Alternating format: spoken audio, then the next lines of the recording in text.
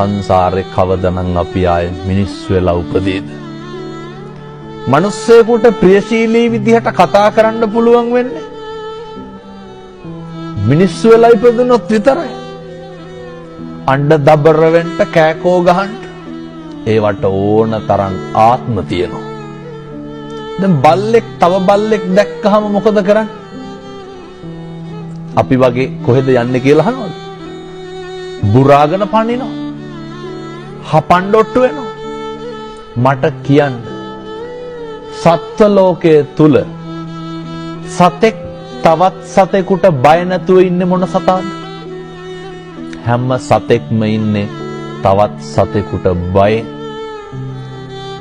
හැම සතෙක්ම ඉන්නේ තවත් සතෙකුගේ ග්‍රහණයට ලක් වෙයි කියලා නේ. පැහැදිලිද මම මේ කියන එක මනුෂ්‍ය ආත්ම භාවයේ තියෙන වටිනාකම? මේක තේරුම් නොගන්න තාක්කල් බණහන එකේ අර්ථයක් නැහැ.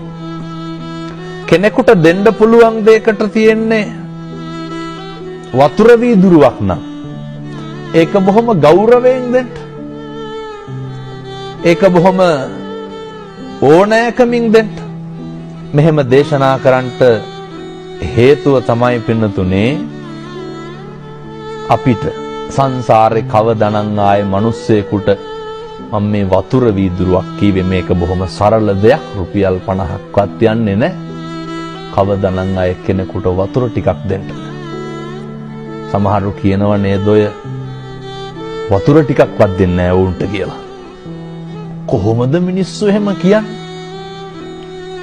ඒ වැරදි අඩුපාඩු වෙන එක ඒ මිනිස්සුන්ගේ වැඩක්.